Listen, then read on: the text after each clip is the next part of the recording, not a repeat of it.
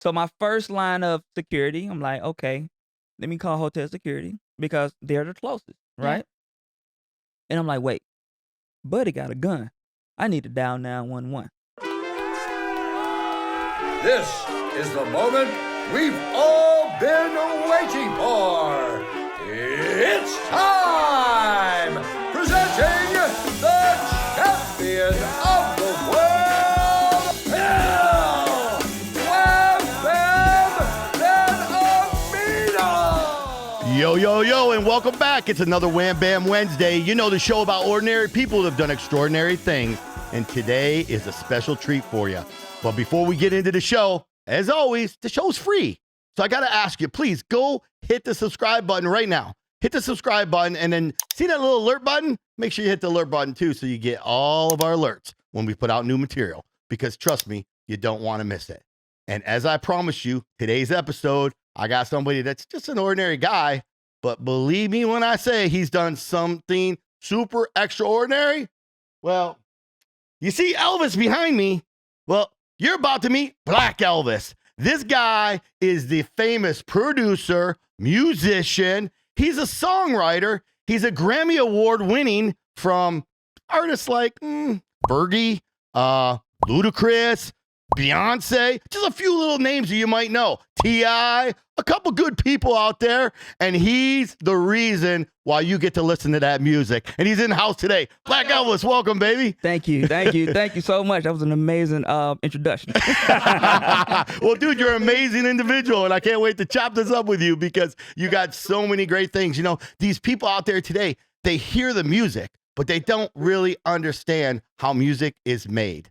And you know what? If it ain't for people like you that do what you do behind the scenes, they're not going to hear that jam. They're not going to be able to dance that and do that. And to have a Grammy Award winnings, not just once, but multiple, you've done something pretty special, man. Congrats. Thank you. Thank you. I do want to say to all the viewers, too, I got a co-host today. You know what? She's famous to me, the Kylie Benemino. She did a little producing on her own. Well, she did a little music, songwriting, and a little singing.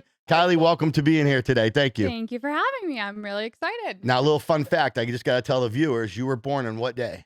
April 12th. April 12th. And guess who else was born April 12th? Blac Elvis. Blac Elvis, baby. We got some Aries fire in here today. There you go. Oh my A little special Yeah. talk. So, Elvis, tell the viewers real quick a little bit about yourself. Where you come from and how'd you get to ATL, baby? Okay. Well, that's a long story right there, but let me try to put it in.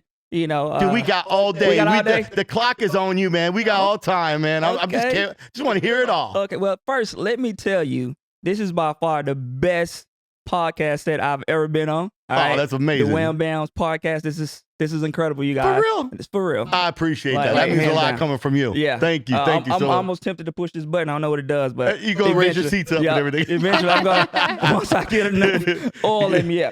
Anyway, Hey, you got the Elvis I whiskey know. right next to you, right there, this baby. Listen, the hospitality, first of all, out of control. Got to treat you right, I baby. mean, I Gotta came treat you out right. here and I am a whiskey bourbon guy. And yeah, I'm trying to live up to this name, guys. There you go. All right. There you go. All right. So, a little bit about me. Yeah. Okay. So my name is Blac Elvis Williams. I was born in a little small town called Clarksdale, Mississippi. By the way, Clarksdale and Memphis. I grew up there. My granddad was a famous blues player, Wow. Big Jack Johnson. So Oh, yeah? that's What do you kinda- play? He played guitar. Guitar. He played lead All right. guitar. One of the baddest men on a guitar you ever hear. Like, Yeah. I mean, Can you play the guitar? I play a little bit. Little I'm bit, not all right. like him. I kind of pick around a little bit. All right. But I'm a real piano player. I've been playing piano, organ, drums since I was like 12 years old. Wow. So you know what? I got to ask because I've always said if I could play an instrument, there's two instruments I would want to play. hmm The number one instrument I would love to play is the saxophone, man. I just think a saxophone's sexy as Okay, shit. hold up. So, when I was in the band, Okay. that was my instrument. Was it? Saxophone. Oh, that Oh. makes sense now. That makes sense. And the piano was number two Yep. because I just think if you could just serenade a woman at night, Oh, man. you know, it just does something for the soul. Yes, I love playing the saxophone. I think I pun that thing or something like that. I don't know. Anyway, so yeah, grew up, playing in church at 12 years old, and the goal wasn't me being a producer though. I'll be honest. Right. My dream, right? So 12 years old, my mom, she's a nurse. Okay. She takes me to this house, and it's probably like a house like this. It's studded though. It's not built, right? Yeah. It's all just studded out. And I get up to the house and I say, Mom, whose house is this? And she said, oh, this is Dr. Caesar's house, right? And I was like, oh, well, what kind of doctor is he? She's like, oh, he's a gynecologist, OBGYN. I was like, oh, that's what I want to do. That's it. That's it. You want to be a gynecologist. I want to be a gynecologist. Did you even know what a gynecologist I didn't even did? know what I didn't know what he did. You thought they were taking temperature and stuff? So whatever it was, right? Yeah, So, whatever it was, you wanted to be it. I just wanted to be. So you knew right then and there you liked vagina, one way or another. Yeah, one way or another, right? And that turned out all bad too. Right? But no. Anyway, man. So I go through life, right? Even though I was playing in church and playing on the road and stuff, thinking that I was gonna be a gynecologist. My major. So I wound up going to the University of Memphis when I graduated high school out of Lawton, Oklahoma. And that's a whole crazy story how I even got to Lawton, Oklahoma, but we won't get into that yet. Wait a second. Wait, let's slow down. How'd you get to Oklahoma? I went to live with my uncle because my dad passed. So yeah, I was, just spiraling a little bit. But you know what? The viewers need to hear this because there's so many people like they've lost their dad at a young age. Yeah, you know what I'm saying. So that's I'm sorry that you lost your dad, but it's nice to know that you had somebody a figure that you could actually lean on. Oh yeah, that would take you in and help you out. So that's cool. Definitely, yeah. I mean, at 16 years old, that's a very, very pivotal moment in a man's life. Absolutely. So like losing my father at that age. I was like, yo, devastated. What do you do? Yeah. You lost because that's that age where you're kind of transitioning and becoming a man. Yeah. So you need somebody to talk to, and me not having nobody to talk to and, ask questions and the things I should be learning now as a young man, I don't have anybody at that point, right? So my mom sent me out to live with my uncle, and he did an amazing job. I went out there, finished high school, graduated when I was 11th grade. Wow. So I was able to graduate early. I learned how to lay brick, so I can actually lay brick. Okay. That's a real trade that I have. Nobody probably knows. Yeah. Okay. Yeah, so it's crazy. I got so many little nuances and secrets, right? That's good. So if I ever really, really need a real job, I'm going to be a brick mason or something. Right? Well, what happened to gynecologist? You don't want to do that? No, that was my major. So when I graduated high school, I moved back to Memphis, and my major was biology. Wow. And so I went through, that whole 2 years majoring in biology, but I was playing for the gospel choir. Okay. And so I'm traveling and I'm doing all this music and stuff. And I don't know if you guys know anything about Memphis. Like, 3 6 Mafia was real big at the time. Rap Hustler, Skinny Pimp. I don't know. Let me take y'all back. Like Skinny Pimp used to come over to my house and we was recording my bedroom. Did you know at the time who he was and the significance of it? Yeah. Oh yeah. I mean, because you had like Player Fly, and those guys would come and do. They was the only guys driving Corvettes. Right. And Ferraris and stuff in the city. So you knew who they were. Right. You know what I mean? Yeah. And so those guys was at my door in my bedroom. And I was like, man, I may be good at this. So I wound up buying a lot of, music equipment, bought a little studio down in South Memphis. And it just started kind of blossoming from there. So that was your first studio. That was my first studio was in my bedroom. Was it your bedroom? Bedroom. Well, listen, back then things are different today. Yeah. People are start studio with their phones, right? Type of thing. But back then that was a big deal. You had to save up. You had the right equipment. It's the first big purchase you probably made too, right? MPC 2000. Wow. XL with the 8 ounce on it. Oh. There you go. Right? So I thought I was smoking. Yeah. What was the name of it? You said what was the name of the MPC? Yeah, what'd you name your studio? It was just what did we call it? Did we have a name for it? I don't even think we named it anything. It was just a studio on the south side. It was just like Blac Elvis Studio. Yeah, it was like Now, were you known as Blac Elvis then? I wasn't. I mean, your real name's Elvis. So. My real name is Elvis. For the viewers, real name is Elvis. Real name is Elvis. So that's not a made up thing. Your real name. Now let me ask you something. Can you shake and move like the real Elvis? I can. I can shake a leg a little bit. Get a little dance. Okay. Every blue moon, I put some blue suede shoes on. And, you know what I mean? I love it. Big Elvis guy. That's good. Man, what's crazy is while I was in college, I live right down the street from Graceland on Elvis Presley Boulevard. Wow. Yeah. What a great place, that place is. Man, I took my mama there not too long ago, 2 years ago, I think it was. Really? Yeah. Oh, and so we went through there. you got a chance to see everything the new stuff that they built. Yeah. Yes. Stunning. Amazing. Yeah. Amazing. Yeah, it was absolutely amazing. It was a good time. Big, like I said, my dad was a big Elvis guy. He used to wear his hair slicked back every day going to school growing up. If you saw a picture of him when he was young, he looked like one of them guys. Yeah. You know what I mean? Type My of papa thing. said that's real music. That's that was real music. Yeah. Got all the vinyls. Got them all. Yeah. I mean, man, when that stuff come on, that music, like I just watched Get Up the other day, the James Brown movie, and I watched the Elvis movie. Okay. the soul, Ooh.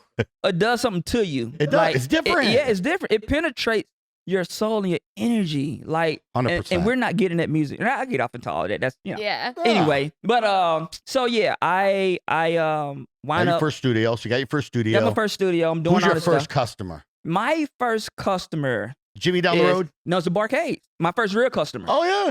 The Barcade. Okay. Right? And I'm 19 years old, going on 20, I think. And I produced an album on them called The Real Thing. Right? Mm-hmm. And at the time, I'm like, it's so much blues and there's so much funk. There's no real market for R&B and rap music, right? Yeah. Gotcha. So I had a partner up here. He invited me up here. He said, listen, bro, I'm mixing my album. And he said, you should come to Atlanta and, you know, sit in while I'm mixing. So I drive to Atlanta, and he's at Patchwork Studios, right? Oh, Patchwork. Oh, yeah. Big shout out to Patchwork, Big shout out to Curtis and Patchwork. Yeah, Curtis is one of my boys. Curtis is out there. I love Curtis. Definitely. So I walk in the room, and Leslie Bradford, I don't even think Leslie know about how much he changed my life or how instrumental he was in really, really changing my life. So I walk in. He's going to know right now. He's going to know. He's going to know. Yeah. He's going to know. Yeah. Leslie, I hope you watching this. That's right. So I walk in, and Leslie's mixing the album. And Leslie's like, hey, what do you do? And I was like, oh, I produce, I play. He's like, yo, you play? I was like, yeah, I've been playing since, you know, I was 12 years old. He said, okay, can you be here tomorrow at 4 o'clock? I said, yeah. I ain't asking no questions. You know what I mean? I'm here. Like, I'm here. I show up the next day at 4 o'clock. Manny Fresh and Juvenile is sitting in the room. I'm like, oh my God. Showtime. Right? Mhm. It's showtime, right? Were you cool or were you nervous? Oh, no, I was super cool. Yeah, Super so cool. you weren't nervous at all? See, so it Never came been. second nature to you. Oh, it's always been second nature. Because Ah. I had already been out on the road with, Mhm. you know, the old school guys. So I saw what that little bit of fame did for them and how it felt to kind of be like revered and stuff like that. Mhm. You know, I would see Yeah. Cameo, I would see the SOS band. We was out with all of them guys, you Yeah. know. So I kind of saw all of that, you know, doing Tom Joyner, like all of that stuff. I had already done by the Yeah. time I was like 19 years old. You were so 20 years old. confident in your craft that it Yeah. didn't matter what room you were walking into. Yeah, it didn't matter because I knew, like, I'm the guy. I'm that Right. guy. Yeah, I'm that guy, right? So, but I wasn't Blac Elvis yet. I wasn't then. It wasn't like, Undercover. I wasn't like the Blac Elvis, right? Right. I was just a, you know, kid producing and knew how to produce a little bit, that had a little skill, you know. Uh-huh. And so when I walk in and Manny and Juvie is sitting in the room, you know, I'm like, oh my God. Yes, I'm losing it on the inside, but on the outside, I'm cool, I'm chill. Mhm. And we hit it off, and you know, we did some records and stuff like that. And Manny decides he wants to go to Greenbrier Mall. Now this is when the G-Wagon, Greenbrier. he Mall. wants to go to Greenbrier, right? Yeah, there we go. So we hop in the G-Wagon and go to Greenbrier, and this is the first time I ever now start experiencing like a person with money does, with real money. So Manny and we all walk in Greenbrier, walk in, I think it was a Champ store. Oh, yeah. And Shoes. Manny says, give me every shoe in a size 10. And he buys every shoe on the wall. But then they had to shut the store down because so many people started coming and running. So they had to wind up just closing the store. He shut the whole store down. That's crazy. And I was like, oh my God. And all of this happened in a 2-day period. So now you can imagine me, right, Yeah. seeing all this. well, hold on. Wait a second. What size shoe you wear? I was size 10. So it was for you? It wasn't for me. Oh, I was dang. That would have been a good 10, story 10 and a right half, there. yeah. But I'd never seen anything like that on that level. You know what I mean? Done. Yeah, I was Yeah. like, oh, this is what y'all doing right here? This is Uh-huh. crazy. Shutting it down. Yeah. So I went back to Memphis, packed up my entire studio, moved out here on faith, right?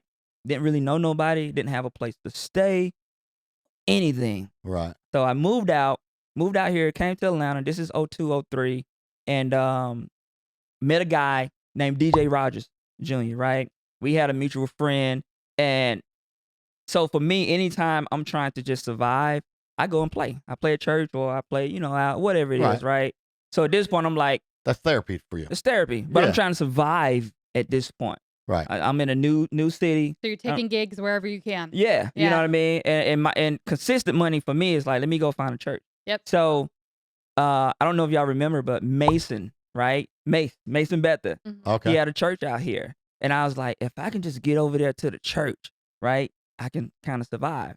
Mhm. Now, DJ Rogers, I don't know if y'all know who DJ Rogers is, but that's DJ Rogers Jr. It's DJ Rogers' son. He's the DJ Rogers is like was a huge soul singer, right? Huge writer and everything. So DJ Rogers Jr., we had a mutual friend. We didn't know each other. She takes me over to his apartment in Dunwoody, knocks on the door, and she's like, hey, he needs somewhere to stay. And he's like, hey, how did you grow up? What church did you grow up in? I told him, you know, how I grew up. He's like, okay, cool. You can stay with me for the next 6 months. That was it. That was And good. that was it. And Right. and that was the start of my journey of becoming Blac Elvis at that point. Yeah, this guy didn't know me from a can of paint. Yeah. He just gave me a place to stay. You know what? I have a very similar story, believe it or not. When I first got to Atlanta, I was from New York and came down here in a Super Bowl and met a guy named David Kane, who shout out Big Dave, love Dave. Met him at Super Bowl. And I was telling him how I was trying to get to Atlanta, but I didn't have a place to stay either. And he's like, he had a 1-bedroom apartment. He's like, I don't have much, but the sofa's warm. You know, he's like, I give you a blanket and you can use the sofa if you want to make that move. So sure as heck, next day I got in the car and was like, I'm on my way, you know, and stuff. And he opened up his sofa for me. So I lived on the sofa for 3 months before I could be able to actually find a job and actually afford something to get out. Yeah, man, it's crazy. Might have been there a little longer, David. Well, it might have been there might have been 6 months. Yeah. But no, I mean, it's crazy how you can just pick up and move, you know, and like when you following your dream and you know you're supposed to be doing something. Yeah. Now you just go for it. But you know, you had God on your side too, man. That's the thing. You're spiritual, like you believe, and He just kind of pointed you the way. Oh yeah. So that was the starting point. You look back now. You probably didn't know it then, but you probably look back now and go, "That was the reason why I went to church." That's what that was the reason. Yeah, that was the main reason. And so you know, I start playing that. You know, what I'm saying, this church, and then I start meeting everybody that's really pivotal in my life now, like my business partner Lonnie Detweiler, right? Pacino Malcolm. You know, what I mean, he was the first guy that gave me a real pair of shoes. Like, so just being at church, like pretty much put the surrounding, infrastructure, around me. And this has been for the last, 20 years. Like me and my business partner, Lonnie, we've been rocking for over 20 some years now. Yeah. You know what I mean? So doing something right. You're doing something right, buddy. No, I mean, it's, when you find people, you know what I mean, that you connect with and that you love, like you just, you just know what it is. Yeah. You keep them close, Stay humble, baby, too. That's it. The thing. Yeah, that's it, man. Yeah. And they've had my back for years, so after that, man, I think, what happened was I'm grinding for about 3 or 4 years, from 03 to like 05, 06. And I wind up co-producing London Bridges, Glamorous. And in case you live under a rock, that's Fergie. Yeah, Fergie, Ciara, Ludacris, Phil Mob. Wow. Just, oh my God. So many artists, right? Yeah, your resume's insane. All right, now I gotta ask you, who's your favorite? Hey folks, this is WamBam at WamBams Podcast. I want to take a moment to thank our major sponsor, Cost Plus Processing, the leader in merchant processing. If you're a business owner and you're accepting credit cards or need to accept credit cards, reach out to Cost Plus Processing at 1-855-391-9190. That's 1-855-391-9190. And find out why they are the future in merchant processing. Now back to the show. Yep, I'm putting it out there. Woo, let me take a swig. Favorite artist to work with or favorite album? No, I want to know who his favorite person to work with. Yeah. Out of those, I mean, we're talking, you got some pretty good names there, obviously. Yeah. So who's the one that you enjoyed working with the most? And I know the list goes on, because you got like T.I., you got Usher, you got Jamie Foxx. Yeah. You got a lot of people, right? Yeah. You work with. You're right. Yeah. That's a real hard question right there. That's a real on the spot question. That's right. But no, if I had to choose, I know you love them all. Oh yeah, I do. If I had to choose, though, person, right? Ciara's about hands down one of the sweetest, most humblest person that you ever meet. I mean, she's just a sweetheart. That's awesome. Yeah, she's such a sweetheart, and I think just being around her team, like let me tell you a funny story. So Promise, right? Let me just tell you how that happened. Mm-hmm. Yeah. So we in LA and it's probably about 7 o'clock in the morning. and we're at, I think, Chalice at the time. And we're about to go home from the studio. And I hear this melody in my head. Everybody's asleep, mind you, right? And like we been there all day. All day. Pretty much.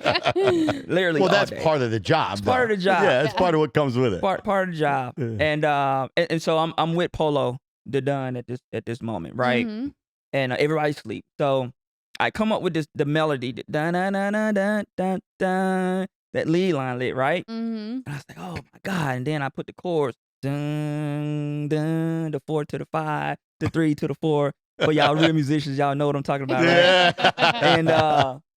And then Lo wakes up and he starts putting those drums on there. Boom. Ta, ta, Just like ta, that. ta, just like that, right? Yeah. And that's all we got, right? And we leave. But we know, hey, this is Ciara's first single. It's not one lyric on the song. Right. So we call her manager, Ethiopia, right, at the time.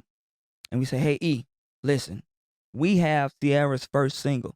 There ain't no lyrics.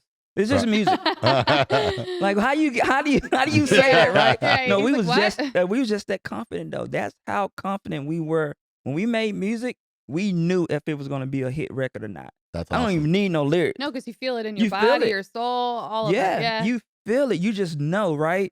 And we call E, and she's like, oh, okay, let me hear it. He's like, no, we on our way back to Atlanta now, right? So we get our stuff, we go straight to the airport, hop on a plane, get back to Atlanta, and hit Jasper.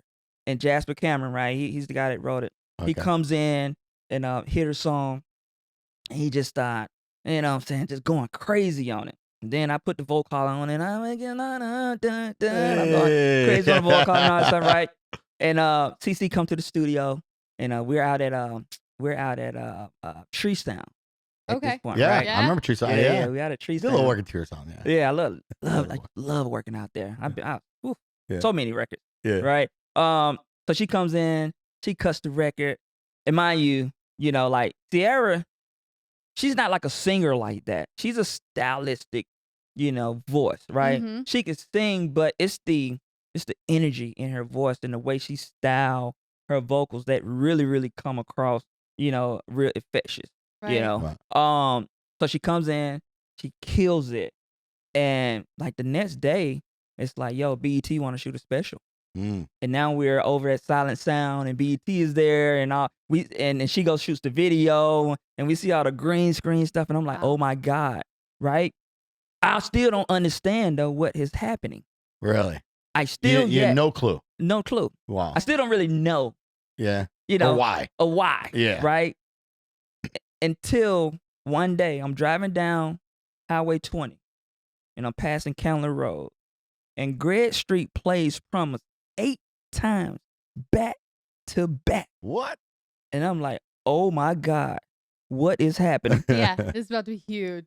And my life changed like that. It seemed like it was overnight. That was the one. That was it. That was the one. But then I had Glamorous and Like This. I had so many You're right. come back to back to back. You know what I mean? Yep. But not really knowing. When I heard that on the radio, Mm-hmm. oh yeah. It was house music. Blac Elvis then became the Blac There you Elvis. Yeah. There you go. What was it like for the first time hearing something that you produced and had a hand in on the radio? Oh man, it's a feeling that like you'll never forget the first feeling. It's like jitters. Do you remember where you were? Yeah, I was on Interstate 20, passing Okay. Candler Road. Yeah. Wow, Okay. That was the first First time I time. heard it, Wow. and I was it's- like, "Oh my God!" It's amazing because, and I'm fortunate. Viewers probably don't know this. So, it'd be great to share the viewers really what goes into it now, because I didn't really realize either the production and, the sound guy, like everything that goes into the actual, you got songwriters, like there's just so much. Yep. And there's so many moving parts at one time. Yes. And it all like happens so fast. And I remember bringing Kylie the first time to the studio, and, we were fortunate because we were patchwork. Curse was a good dude of mine.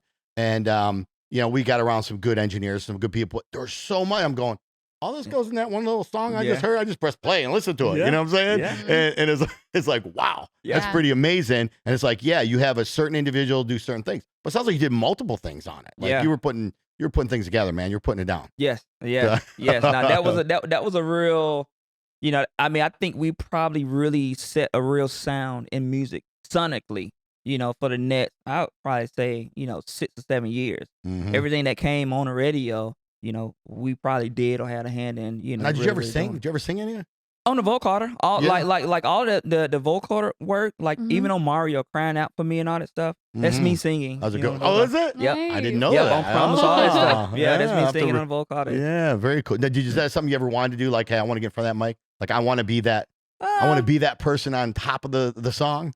I've never really wanted to be an artist. Yeah. You know, I thought about it. I thought about DJing. I started DJing at one point Yeah. because I was like, oh, you know, I don't mind. I can being see out in that. front I of the can crowd. see that. Yeah. Yeah, you look like a good. You'd probably be a cool ass DJ, Yeah. man. Actually, Yeah. big old smile, having a good Yeah. old time. Yeah, because I love being on the stage. Yeah. You know, I'm just not I'm not like a performer or dancer or nothing, but you put me behind a keyboard or a DJ or whatever it is, like I can go. Yeah. You know, yeah, like I mean, I've been doing it for years, so Ready. That's you know, I'm not the stand up guy and entertain you, Right. but I'm, you know, I've been You're on gonna these huge You're gonna play the stages. music. Yeah, definitely.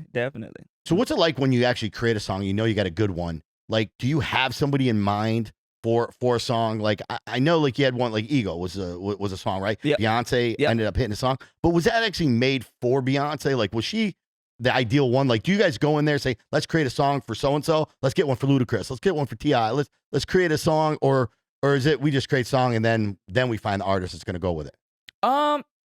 So interesting. That's a great question. Thank you. We do go in sometimes and start focusing on a specific artist. So here's the crazy story about Ego, right? Yeah.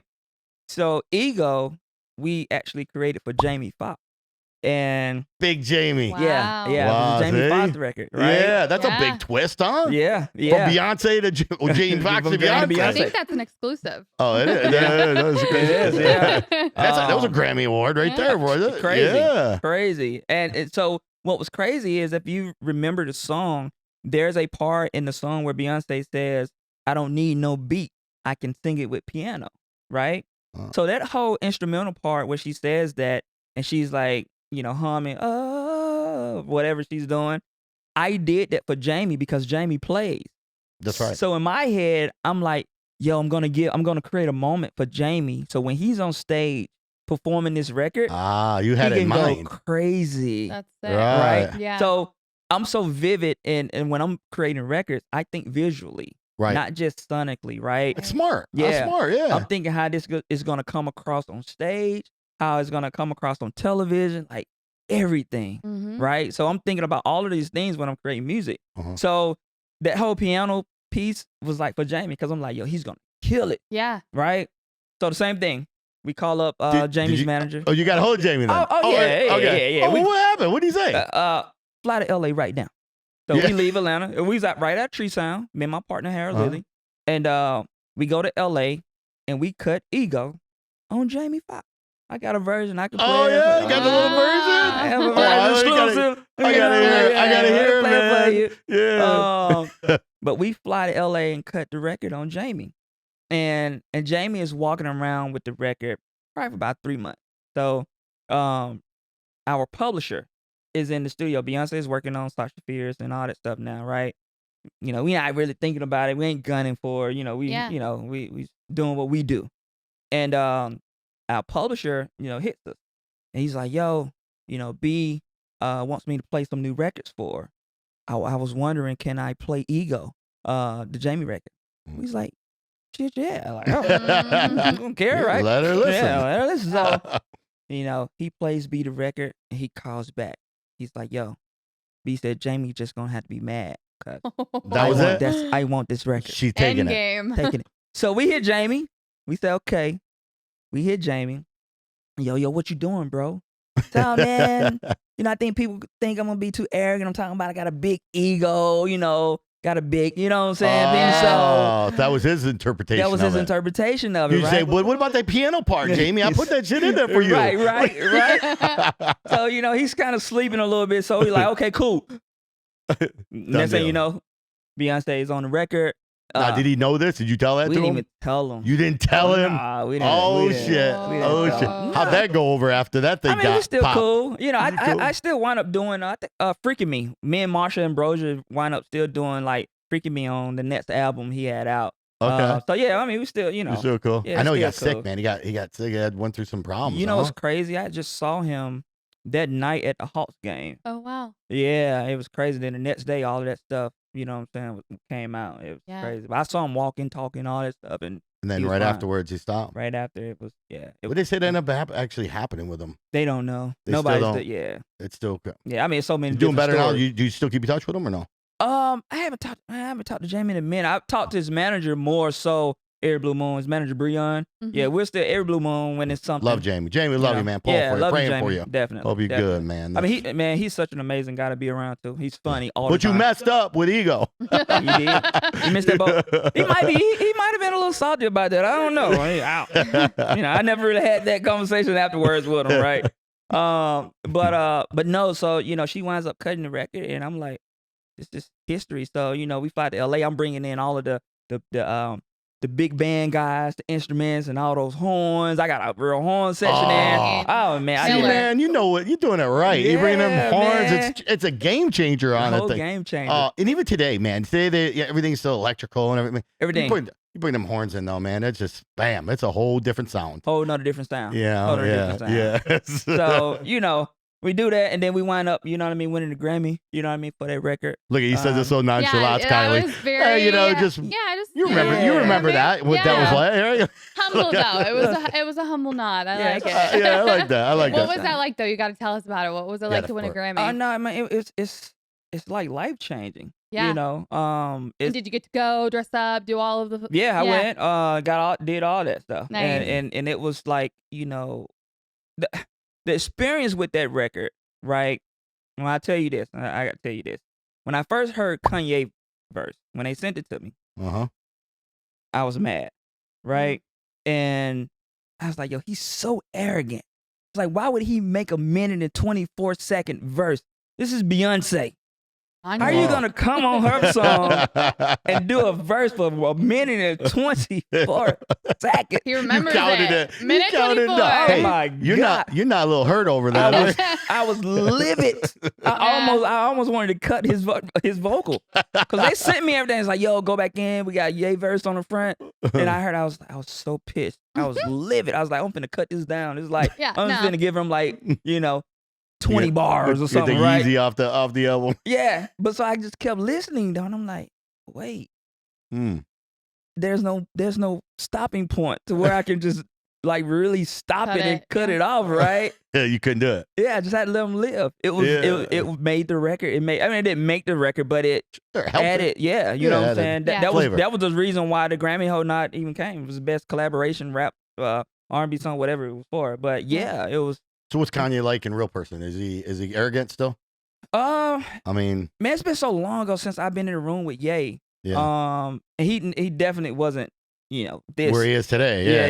Yeah, I mean, he got that money, that big bags. Yeah. He's got people carrying the big bags and trucks carrying them. He's a whole nother different person now. But that's what I want to know though. Did you see people? Does it change people? Like, you've been there. Like, you're very humble, and I love that about you, and that's why I'm a huge fan of yours. I appreciate it. But there's a lot of people in the industry that they're not. They forget where they come from. They get a little bit of, they get a couple bags, they get a little happy, and you know what? They forget what got them there.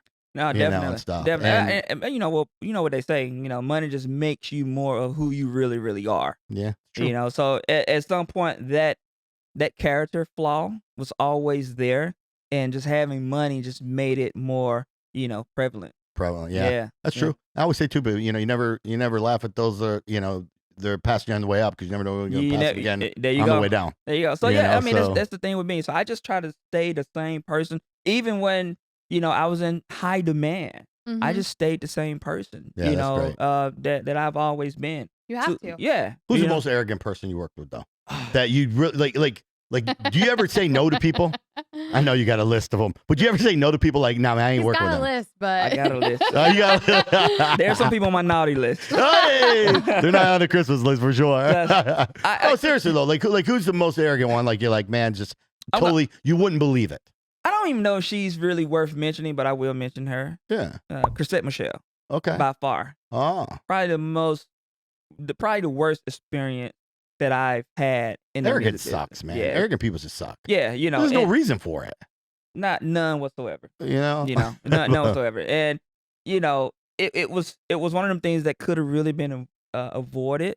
Cause I'm the type of person, you come work with me, like, okay, you're not coming to work with me because you want some album cuts. Mhm. You're looking for a single.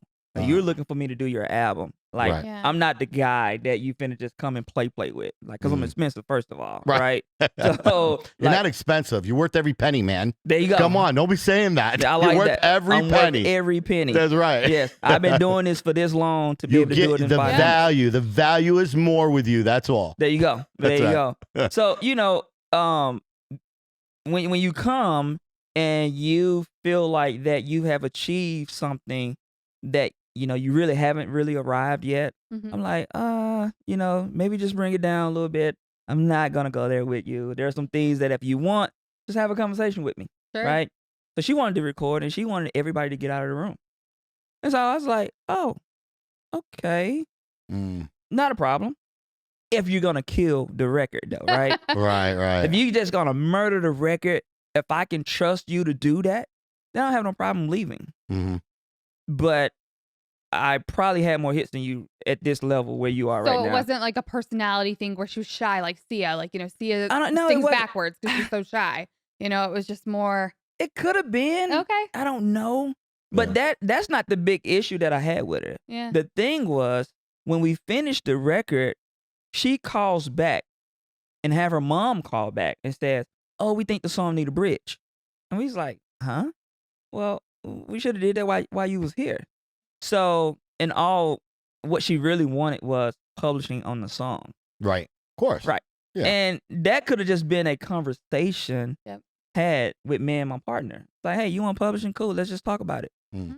We're not, what I'm saying? It's really easy. Right. You don't have to go and mess up a record just because you feel like you need publishing on the record. We'll give it to you. Like, if the Sure. record is great how it is, because we had sent the record into the label. They Mhm. loved it. We was ready to go. Why is Right, it so girl. hard for some people to give up publishing? Tell the viewers why it's so hard. Some people don't want to do that. though. Well, here's one thing. And this is something that my publisher always told me, like, that just don't give up publishing easy. That's life-changing stuff. Wow. And that's forever. That's lifetime stuff. So when somebody asks you for it or feel like they're entitled, then they either better had written the record or been a part of the record or been in the room or Right. contribute to the record in some shape, form, or fashion. Right. Because, 5 or 10% can change your life Absolutely. on the right record. On the right Yeah. one. Yeah. You get what I'm saying? Yeah, 100%. So yeah. when you're talking about taking publishing from somebody, then that's huge. Yeah. But that's Yeah. something that, younger people need to know. There's so Mhm. many people that want to become an artist Right. and they're out there and they're trying to make music and stuff. But publishers, we even learned the hard way. I mean, Mhm. that's something that you got to have because you are in the room. Yeah. You're paying for the engineer. You're paying for the Yeah. for patchwork and for the recording studio. You're paying the people Yep. to be around you in this song. Like, so if you're collaborating with all that, everybody should get a piece of it. Yeah, definitely. But Definitely. unfortunately, there are some people out there just greedy. It happens all the time. It happens all the time. And, a lot of the music business stuff now, the way hip hop and pop and rap and all that, and R&B, the way that's set up, it's kind of terrible. Mhm. Now you go work in Nashville, Mm. if you're in the room, Mm-hmm. everybody gets. Yeah. That's right. It don't No. matter. Step Yeah. foot in. Yeah. Yeah, it ain't no I'm the producer and you're the writer. It's everybody's on an equal playing field. Right. When you're in Nashville, they really do things the vibe right is way. different. The vibe Yeah. is different. Yeah. Southern Yeah. hospitality, right? Yeah, there you go.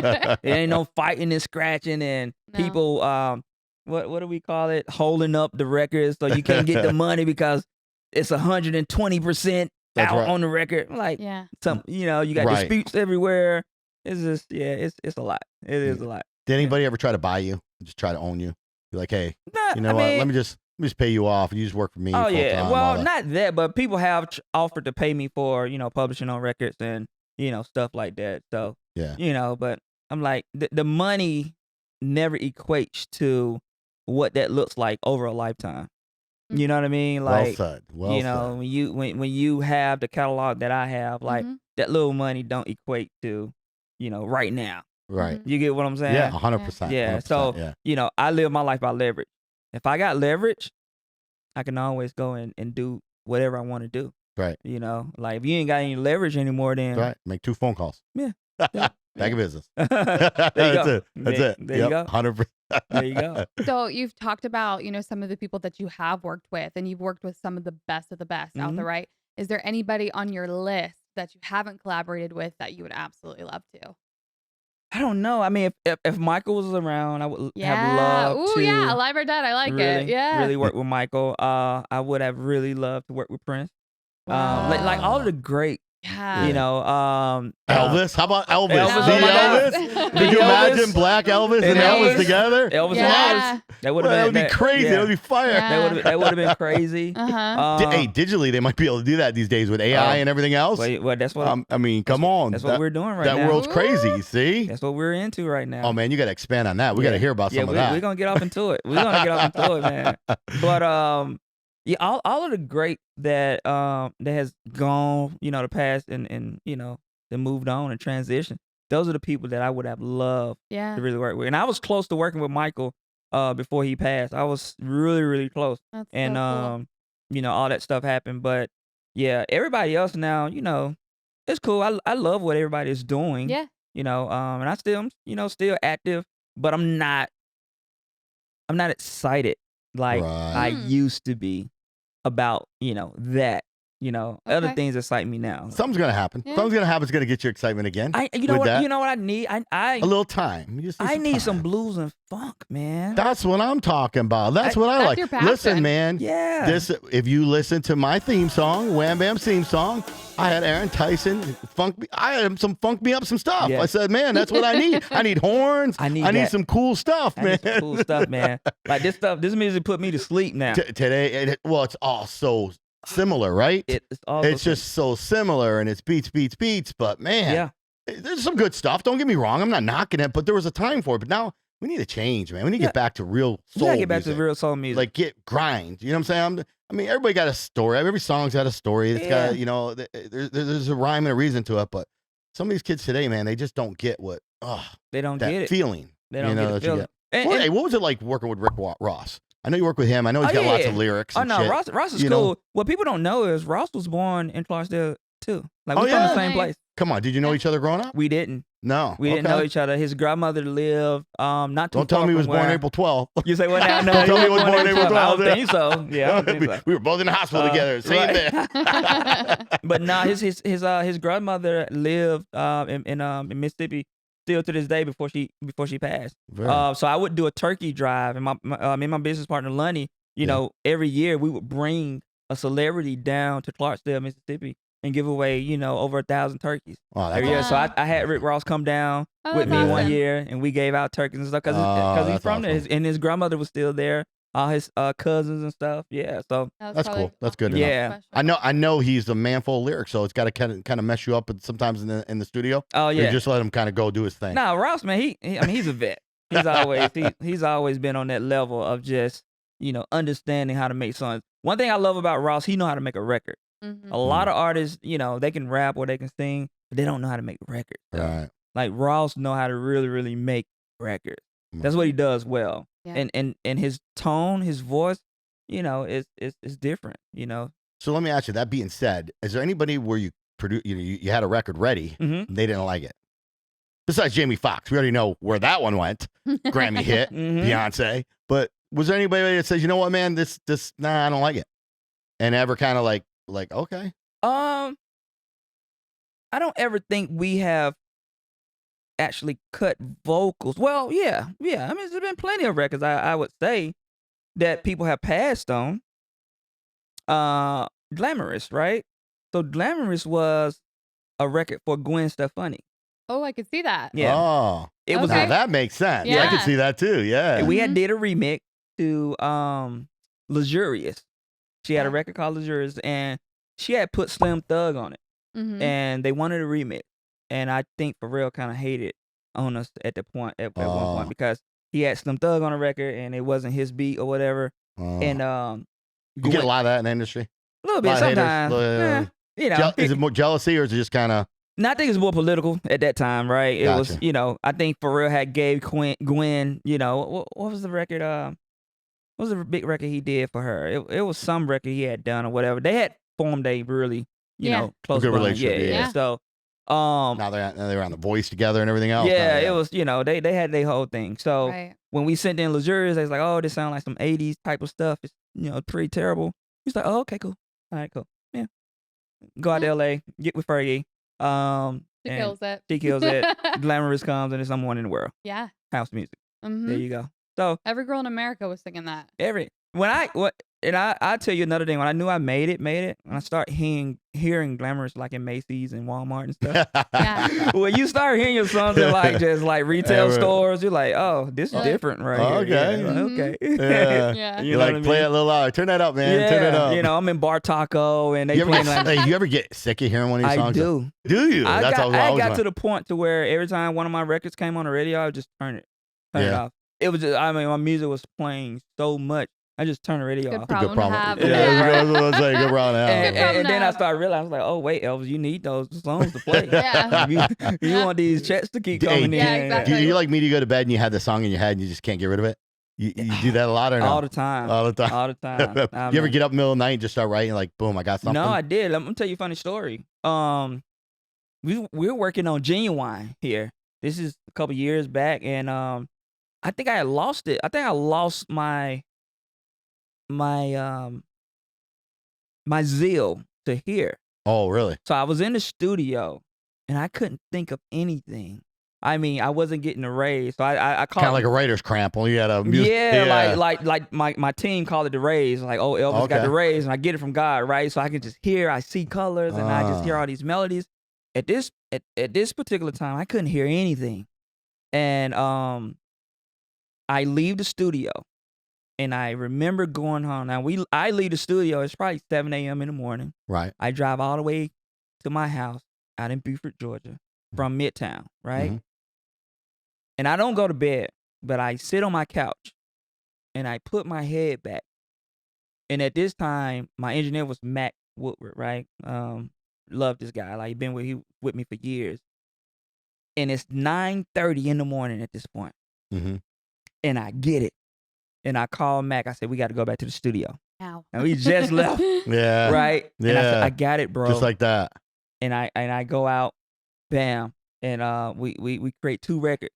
And the next day I'm in St. Louis about to work on Genuine's project. But here's the other crazy part. I get to St. Louis, it's a snowstorm. Mm. So the writer can't show up. Right? So I'm like, oh God, what am I going to do? Mm-hmm. I go to the bathroom and I pray. Mm. Right? Because that's all I'm like, at this point. Yeah, okay. At this point, that's all I know how to do right now. Like, I'm in St. Louis, there's a snowstorm, the writer can't come out. So I said, God, you got to give it to me. What are the you got to make this work, right? So I go to the bathroom, I pray, and I come back out.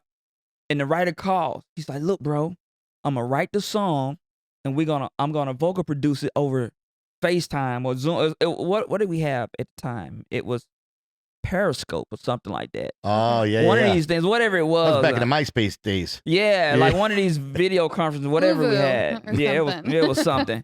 Anyway, we do the whole song over Periscope or Zoom or whatever. It wasn't Zoom because Zoom wasn't out for sure. Right. Mm-mm. We do the whole song over the phone. Yeah. He vocal produces, Genuine sings it, and then I call Brandy, and Brandy does the song. So it's a huge success, right? Yeah. And it just took me to show up in the snowstorm, go in the pray. bathroom and pray. That's right. And it works. God, baby. There you Yeah, go. I mean, it's shows up, man. God Crazy. shows up. He show up every time. That's Yeah. right. That's right. He works like real time in my life. In your life, real It's got to time. be like real time. It ain't not when I want him. It's like, no, when I need him right now, yeah, in real time. Like, let's go. Amen. Amen. Definitely. To that. I Damn. drink to that. Cheers. Yeah, I'll have a little drink of that. Mhm. Yeah. Gave up alcohol for this month. Actually, I gave it up for the next 4 months. I'm on a health journey, man. I'm on a health journey. That's good. Do a little something. I applaud you. Yeah, do a I little said I something wasn't different, doing any New Year's resolution. Yeah. I said I was gonna Good. keep doing what I was doing. And If it ain't broke, don't fix it. yeah, and Yeah. you know, Show up authentic. yeah, and show up, and then when it's time for me to go through, that help spin or whatever it is. And I don't drink every day, but Yeah. I'm not concerned with it right now. There you go. No, You know, that's good. I'm Good in the stuff. trenches. Let's go. It's work. It's grind time. Work, yeah. Yeah, it's all work. It's all work time, baby. Yeah. So what's a day in Elvis like? What are you doing now? Tell us a little bit about what Elvis does today. Phew. You've done so much, obviously, in the past. You got this great this great history. You got Grammys, you got awards, you've worked with every, great artist that's out there. You're the backbone of it all. Mm-hmm. What's next, man? Man, what's next? That is a really, really great question, and I have a really, really great answer for you. All right. I can't wait to hear. A really, really great answer for you.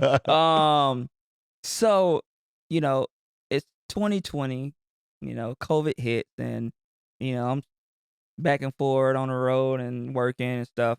Had an amazing year. Now, 2018, 2019, 2020, great years for me, right? Right. Stressful years, but, really great years. And, COVID hit, so I got a chance to take a break. And I didn't know what it felt like to just not do anything. I had been going for 20 plus years, non-stop. Right. Like literally in studio. Took 4 or 5 o'clock to 7 o'clock in the morning. Oh, Sometimes 2 or 3 days at a time, right? So when 2020 came and, COVID hit, I got a chance to just kind of sit down and digress and just start really thinking, right? And, I started developing, new relationships with my kids because I'm like, yo, this is what y'all do every day? Like, what? Like for real? How old are your kids? So I have a 10-year-old and a 18-year-old at the house right now. Gotcha. Boy, girl? Boy and girl. Boy and girl. I got one of these. Yeah, and then I got a 22-year-old. Yeah. Yeah, my oldest son, he's 22, so he's out. We won't get upset if he's really 23. Yeah, I know, right? you said it like, he's 22. I know how he gets. You can Are lose they track of following it. in your footsteps so far? Any music? No, none of them are doing any No music. babies? Does that, Okay. let's talk about that for a second. Okay. Does that bother you a little bit? I mean, your kids aren't musical or have that mind to, get into music. Is it as a parent because you've been so successful with it? Yeah, and they've been around it. That's true. It's it don't bother me but it does make me wonder. I do pressure them now to be like, hey, you need to figure out what it is that you want to do. Yeah. Right. Because, you have to be clear about your journey. Like my son, so he's at Georgia. He went to Georgia State, and he's like, Dad, I'm just gonna go to school. I'm just gonna major in business. I was like, well, what? I mean, what are you gonna do? You know what I mean? With it. So right. I don't know yet, right? And so I have been telling him all through high school. I'm saying, son, listen, you're gonna need, a real skill set. You need to figure it out now, because when you get in college, a lot of people say you can go to school and figure it out. Then I'm like, no, you need to be clear right now. Even although you may not really stay the course, at least you have a goal, right?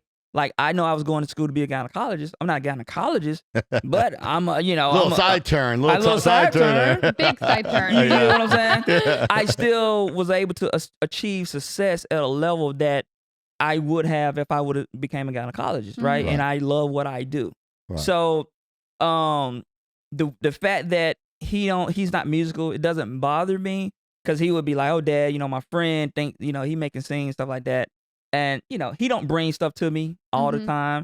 But I tell him, I say, son, listen, you got to understand who you are and who I am. You just can't bring stuff, to me. You have to vet it, you have to validate it, and you have to make sure that it's up to par before you start bringing people you think that you want to manage around, in this circle, So he started doing that a little bit and wasn't really clicking. So now he sells software.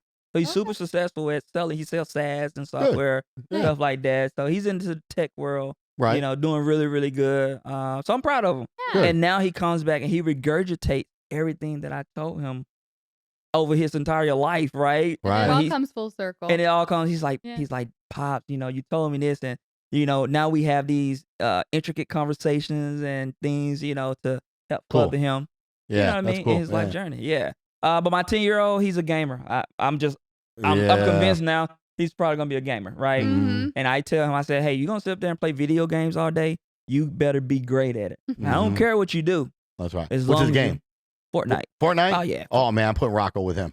I'm putting my boy on him. There you go. Yeah. Rocco's playing Fortnite. Rocco, got a challenge for you, kid. Yep. Here we go. All right, we're gonna find out how good he really is. Yeah, please do. Trust me. He just. We just. Listen, I was told the same thing. Rocco was the same thing. It's pretty similar conversation with my kids as well. And obviously he's a little bit older now. He's turning 80. He's senior in high school, so I'm trying to get him to graduate. Nice. Stuff. Okay. But he wanted to be a gamer, professional gamer, this and that. I got a gaming room, a center. We're gonna do this. We're gonna do that. Now all of a sudden you get a little bit older. You found a girlfriend. Things changed. So you've got to figure it out. Yeah, but you know what? As I say, you don't always get to pick. Life kind of finds you. Right. You know what I mean? Like, because if you reach deep in, you believe in God, you believe in the soul, like you find where you're supposed to be. Yep. He found where he's supposed to be. He's in sales. He's enjoying people. But that comes from watching you, integrate with other people and great people as well. Yep. So he knows how to hold himself. So that's awesome. Yeah. Hey, folks, this is WamBam at WamBams Podcast. I just wanted to let you know that we've launched our website and merchandise is now available to you. That's right. We have hats. We have T-shirts. We have hoodies. The hoodies have been going off the shelf already. The Stay Positive hoodies. That's right. Stay positive, folks, and keep tested negative. As you know, go to our website at www.wambamspodcast.com. That's www.wambamspodcast.com. Now back to our show. Definitely. Yeah. So I mean, I can't really expect for them to be me. You know what I mean? Right. Be better. Be better than just me. Be better. Yeah. Yeah. Be better. Find your own That's way. all we want is our kids to be better. Yeah, and be better. Be better. But so me for the next, I'm on this journey now. Like you asked. Yeah. What's the next 20 to 30 years look like? Yeah. For me. And like I said, in 2020, I got a chance to sit down and I thought about what else I wanted to do, what else I wanted to bring to the table, and what else I wanted to give the world. I literally gave the world music for the last 20 years. Like literally the world, not just, you know what I mean? Like, right, yeah. So, you made an impact. Right. So I'm like, all right, what else do I have to contribute to the world? And I wrote out all these ideas, things that I wanted to do. I wanted to start a marijuana company. I got my hemp license. I, went through all these things and all this stuff. And in 2021, I go to Miami, and I'm staying in Brickell at the W Hotel. Yep. Right? I was there 3 weeks ago. You was there 3 weeks ago? 3 weeks ago I was there. Yep. We shot a podcast there. Wow. Yes, sir. Okay. Yeah. So here we go, right? Mm-hmm. So 2021 is July, I think. Yeah, July. They're having Rolling Loud out there, right? Now, I'm a laid-back guy. If you don't know who I am, you just don't know. I'm not flashy. I don't wear no jewelry. Whatever. I may have some nice shoes on, but that's it. You want these shoes? Cool, you can have them. I don't care. Right? So I go out there for a meeting, and I'm about to meet with the mayor the next day. So I go to dinner, and I get to my room probably about 10:30, 11 o'clock at night, right? And about 6 o'clock in the morning, I hear somebody at my door. It's like they had a room key. Like the maid comes and, clean your room. Right. And so it wakes me up. So I get up in my bed and I started walking towards the door. But before I could get to the door, the guy goes, bam, bam, bam, bam, bam. He just opened the door. I said, yo. Uh-oh. I said, you know who you talking to? I said, who you looking for, right? I'm from the hood, so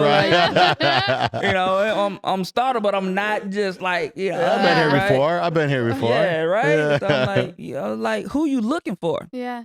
And he says, I'm looking for a feature, right? Uh-huh. So now a feature in my profession, my field. I'm like, yeah, you talking about, Beyonce featuring Kanye? Like, like why are you at my door at 6 o'clock in the morning? Banging. Right. Talking about I'm looking for a feature, right? So the red flag goes off. I walk to the door, look out of the peephole. He walks by the door with the gun in his hand. Uh-oh. So I said, all I could think about. Got real then. Got real. Yeah. So all I could think about was the movie Taken. Get away from the door, first of all. Liam Neeson. Get away from the door. Get away from the door. Like, cool. Like this is surreal. Liam Neeson was going through your mind. Yeah. So now I'm in survival mode. So what floor were you on? I'm on the 4th floor. Okay, not bad. Not bad to jump. I'm on the 4th floor. Okay. So my first line of security, I'm like, okay, let me call hotel security because they're the closest, right? Yeah. And I'm like, wait, buddy got a gun. I need to dial 911, right? So I dial 911. I get on the phone, and I got this phone call. I don't know. Can we play this phone call? Yes, we can play this phone. Panda, we can play this phone call, How can can we do this? Yes, we get this stuff over there. Let me just let y'all hear how great this was, right? This is gonna set the next 30 years up for my life. That's why I want y'all to really, really hear it. All right. This is gonna be interesting here. Callie, I know you. The hair started sticking up when you saw her gun. Callie's not a good gun. Where are we going with this? I see too many TikToks on how to protect yourself in a Right. hotel room. So Yeah, I'm gonna go buy all the gadgets now after this. So this guy, and I got this stuff on video too. We'll show you later. But just listen to the phone call between me and the 911 operator. While this guy is beating at my door, trying to knock the hinge off the door. Are you talking like quietly? Or are you like letting him know? Like I'm calling on the 911. phone. Okay. Yeah, I'm not even talking to him. I'm talking to the operator. Right. Because at this point, I'm like, I know he has a gun. Mm-hmm. Like, I'm like, you know what? I'm not playing. Yeah. Yeah. Let me get behind a wall before he starts shooting. Blah blah blah. So okay, let's see how this works. Play that up. One operator Menard, what is the address of your emergency? Yeah, let's go to down here right now. Somebody's knocking at my door. It says Bristol. What is the address? The Bristol Hotel, Miami. I need to post that. There is no Bristol Hotel. Is that you? No. Bristol, yes. Are you in Bristol or South Beach? Okay, you just said South Beach. Yes. Are you on South Beach or are you in Bristol? What is the room number? Hello? Hello? I said Bristol. Sorry, listen to what I'm asking you. What is the room number? What is the phone number that you're calling from? What is the phone number that you're calling from?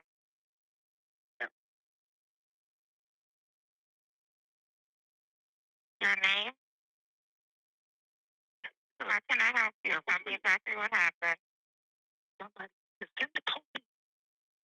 me exactly what happened. Doesn't work that way. Tell me what happened. No, the guy is good at my door. I don't know what happened. I just woke up and beat at my door. Okay. Do you have a description of this person? I do not. Okay, so how do you know it's the guy? Are you serious? What is he saying, sir? I need to know so I can give the officer this information. Man, what is everybody? Okay, so have a good night. Bye-bye. You gotta pause it. You gotta pause that real quick. You gotta pause that, man. Hold on. I gotta ask for that. Like she's asking you literally, go to the door, go back to the door and look out the peephole and let him shoot you. Yes. So you can tell us what he looks like. What he looks like. That is crazy. Crazy. Bizarre. Okay, let's listen to the rest. That's it. She hung up the phone. That was that. Oh, she hung up the phone. Shut That was the phone that. in my face. Oh, just like that. Yeah. Didn't care. Okay, sir. Have a good day. Tell me, did a cop show up? Did somebody show up? Just tell me. We got to. Well, hey, here's the good news. You're here today, so we know you survived. We're happy for that. There you go. We're happy for that. There you That go. was like the worst 911 dispatcher I've ever heard in my life. So Wow, egregious. that Wow. is so bizarre, man. Crazy, right? She was asking you and I didn't get it. Like they're supposed to talk to keep you on the phone And keep you but- calm. Yeah. But like there was nothing soothing about her. Tell me what he looks like. I almost thought she worked with him. You sure they didn't splice into the phone? Okay. That might be Yeah. a co-op with them. It was Maybe that was his feature. Yeah, it was great. What does he look like? I'm not trying to find out. Yeah, Just send exactly. the police. Yeah. I'm like, what am I supposed to do? You want me to go back to Yeah. the door and look out the peephole where I know he has a gun and like we want him to start shooting through the door? Like, I don't know. Yeah, no. Like, send the police Immediately. immediately. So you would think she would have my phone number, the Mhm. things that she asked me, right? Right. You would think she would at least know where I am. You know what I mean? To some knowledge, right? So these vital questions that she's asking me, you would think our 911, our public safety system would just automatically, know these things. Yeah, absolutely. Right? I mean, we live in America, right? Yeah. We got all Yeah. this technology. Yeah. So anyway, long story short, hotel security finally shows up. He beats at the door and he was like, sir, are you sure you don't know this guy? I said, sir, I'm 100% positive I don't know him. And if I did, I don't Now, want now to. hold on. Wait a One. second. You got to back up a little bit. So security came to the door. Did you go to? So the guy was gone then at that no, point. he's still at the door. He's at the door with the security guy. He's at the door with a security guard With the at this gun. point. With a gun. with the gun. Wait a second. And I don't know if he got the gun out. I'm sure he probably put the gun up by then or whatever it was, right? Okay. So him and the security guy is out there going, they're going back and forth, By this time, I'm like, all right, I need to make a real phone call. So I make a real phone call, I cash in a real ticket and call Lil Kim's bodyguard, He's down in Fort Lauderdale. And he's like, okay, I'm coming. Give me 30 minutes. It's about a 30-minute drive from Fort Lauderdale to Miami, right? Right, yeah, it is, yeah. So I said, hey, I need the gun. Bring them all. So Bring the cannons, baby. I need the cannons, right? Because I had already called a couple of my buddies and police buddies. And like, listen, Elvis, if it's one guy with a gun, it's probably 2 or 3 of them. Of course. Around the corner or whatever it is. Yeah. Right? So at this point, I don't know who to trust. I'm just, get me out the hotel. And you have no reason why they're there. Like, you ain't done nothing dirty, right? No, I don't do it. No, you don't. Yeah. Yeah. I didn't think so. I'm like the nicest guy you ever meet. Maybe something, you got tied in with somebody wrong. So in hindsight, looking at this, they was having Rowland loud, right? And so when the police showed up, they confirmed what my suspicion was. And it's like, oh, so finally went. Well, let me back up a little bit. Hotel security and the guy is going back and forth. He finally gets the guy away from the door. The guy's like, hey, I'm supposed to be in here. This is my room. Blah blah blah blah blah. I'm like, sir, I don't know him. I'm 100% positive on him, right? Mm-hmm. So I let them do that thing. I guess he thought I was finna come open the door. I'm like, no, I'm not opening the door. He gonna body both of us. I know he has a gun, right? And so he gets him away from the door, and then 20 minutes later, 2 female cops shows up, and then I open the door. Yeah. Were they hot? Were they good no, looking? No, they wasn't. It was terrible.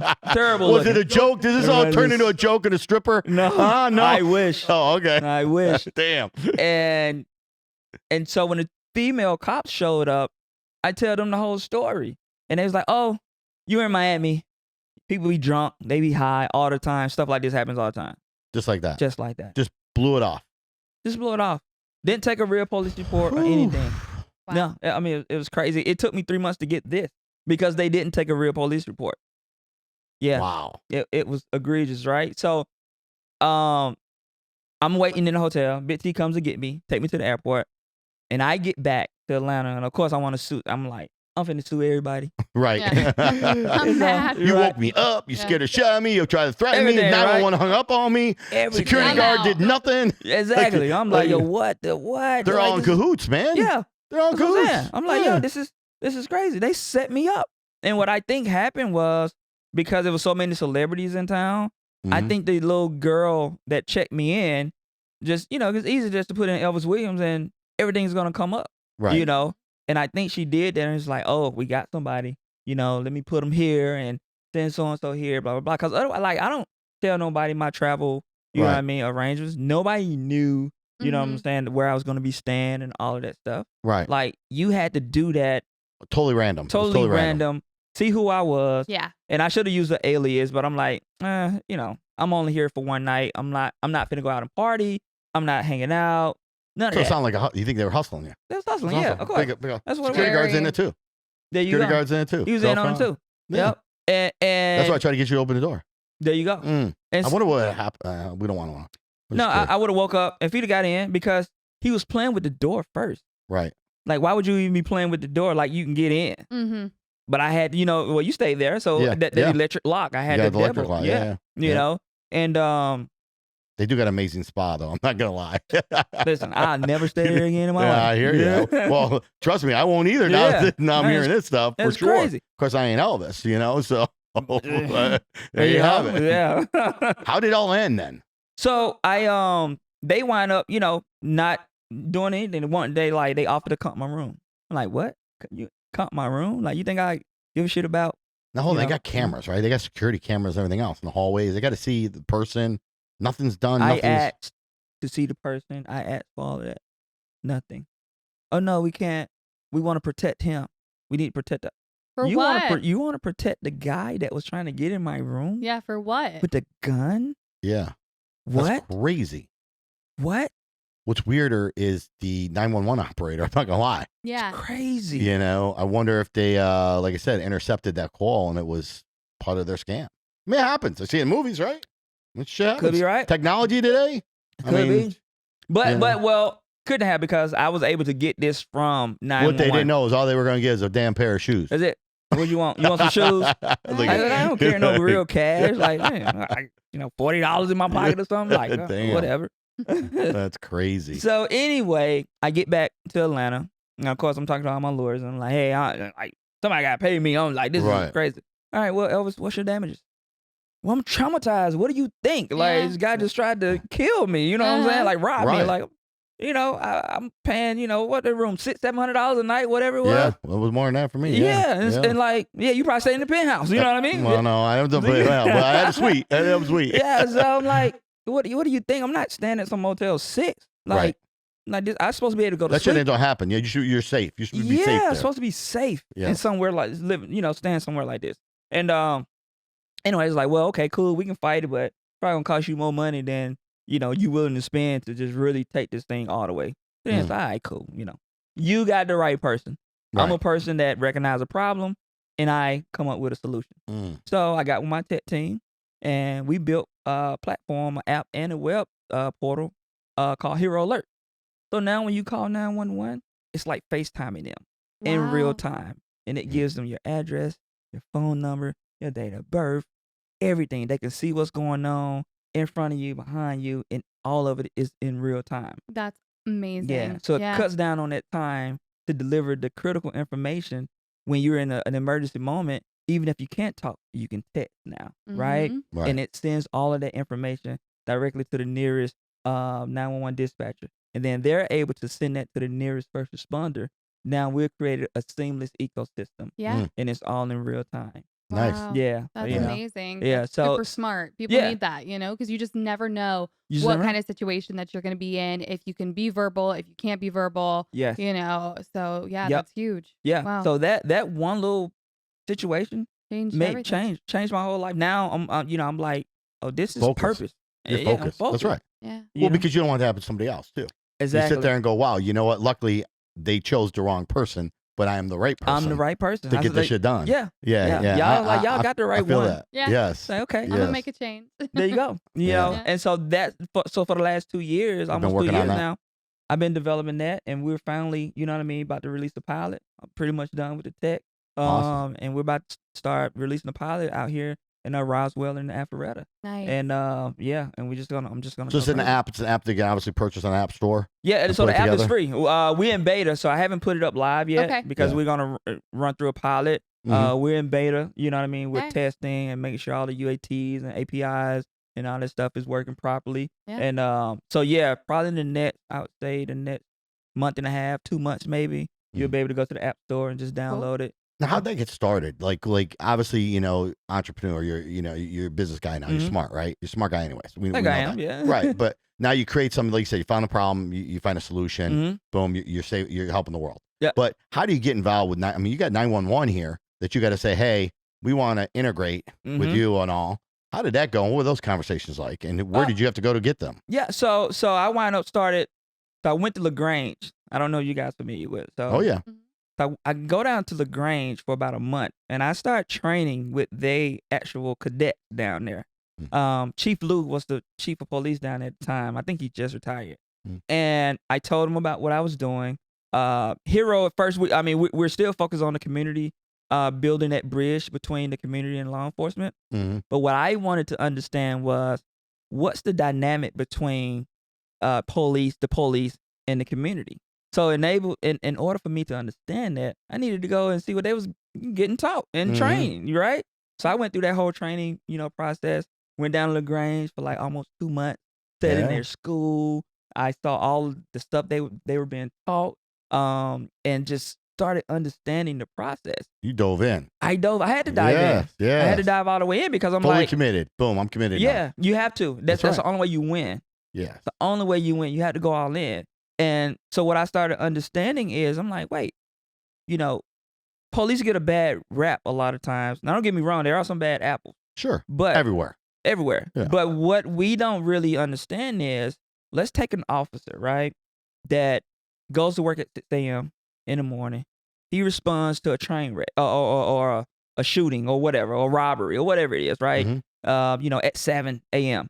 And then at 11 a.m., he's responding to somebody, done died, or somebody, domestic violence or whatever it is, right? Mm-hmm. And then at 3 o'clock, he's responding to some other traumatic, experience.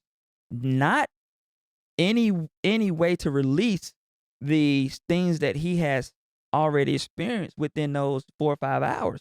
Mm-hmm. So then let's say he shows up to the neighborhood, a community, you know what I'm saying, full of, black people or, minorities or whatever it is. Mm-hmm. Well, he haven't had a chance to release that stress off of what he's been dealing with for the last 4 or 5 hours.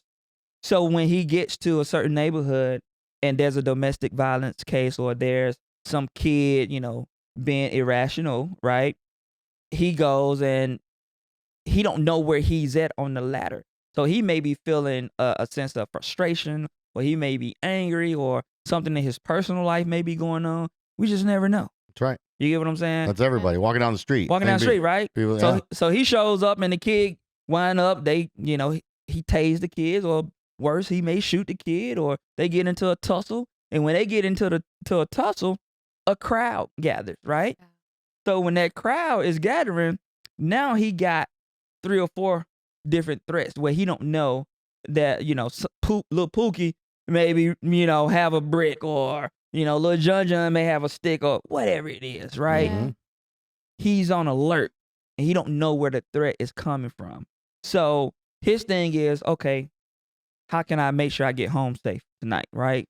So he's trying to identify the matriarch of the community, grandma, auntie, or somebody that everybody respect in that community. So they can say, hey guys, listen, let me do my job, right? Calm down. I get you guys some answers, but I can't do my job properly because John over here, he's screaming, yelling, and, little Susu, she going, she ain't got no type of cool. She, get your hands up. Like, Yeah. it's just total chaos, right? So when I started understanding the way they thought and the way we react, I'm like, oh, we just don't have the adequate education to bridge that gap, between law enforcement and the community. You see what I'm saying? Yeah. So I started understanding all that, and we started putting all of those, dynamics into Hero Alert, and, everything that we started building so we can start building that bridge. But I started going to the 911 dispatch centers as well and started understanding, hey, what are y'all pain points? Well, their biggest pain point is, okay, when we're getting these calls, we're trying to communicate with you, but communicate with the nearest first responder at the same time. Right. I'm like, you know how chaotic that is? They have speakers sitting on the desk, live speakers, right? So all of that noise is coming to them while they're trying to talk on the phone to you at the same time. So it's super duper chaotic and just, it's antiquated. You know what I mean? Right. So what we've built is an actual platform to where all of that information is just right there. Yeah. It sits on top of any existing software that they have. So we don't have to go in and try to integrate with Motorola, their CAD system, et cetera, Wow. right? It sits directly on top of their system, just like every other software that they use already today. Right. So, Genius. Yeah. Yeah. So now when you call in, if you got, even if you got pre-existing conditions, right, we have it to where you can upload all that stuff. So if you're a diabetic, or you got a pace heart monitor, or, Huge. you have mental, health issues, you can call a crisis center. We also have this alternative resource where instead of calling 911, if you calling for a mental crisis situation, you can call a mental crisis professional or crisis center, right? That can help you in that critical moment. They can see what's going on and help de-escalate, the situation before escalating. Because a lot of times too, when the police arrive on scene, they wind up escalating the situation because they don't understand how to deal with mental health crisis. Right. Yeah. That's So, crazy. That's yeah. good. It's it's a great solution. I'm sure you can branch it in many, many, many other ways. I'm already thinking of so many Oh yeah. ways that you could So probably many verticals. utilize that. Just elder people too. That's and what stuff, we already been talking to AARP. Yeah, exactly. it's So you have, huge. you have a line of kids as well. That's awesome. That's a good thing. So No. see, something good happened out of it, There you go. one way or another. Things happen for you, not to you. That's right. There you go. Amen to that. Yeah. Amen to that. Things happen for you, not too. Yeah. Well, you know what, Elvis? I have no doubt in my mind you're going to be super successful with that Appreciate as well. it. You've been successful in everything you've done. I appreciate your time today. Yep. Anything you want to tell the viewers before we go? Give them a little word of advice. Listen, first of all, let me reiterate how amazing this podcast set is, right? If you're not watching the Wham Bam podcast, you're missing out, all right? By far, the greatest podcast show I've ever been on, hands down. And you heard it right here first from your boy, Blac Elvis. Okay. Hey, I love it. Thank you so much. And I didn't pay him to say that either. That's Did not. awesome. That's He's awesome. not a paid actor. He just today. had this ball right here, which I was like, wow. Well, man, we love you. We appreciate you. And again, thank you for all that you do. And there you have it, folks. It's another Wham Bam Wednesday. And you know what? Like Blac Elvis says, number one, don't ever think that you can't do something, because you can. Believe in God, pray on it, and you know what? The results will come, as you saw it happen firsthand with him. And as always, as Wham Bam always says, if your life was a movie, would it be worth watching? And if the answer is no, then stop being ordinary and start being extraordinary. Stay positive, baby, and keep testing negative. This is your boy Wham Bam. Till next Wednesday, I'm out.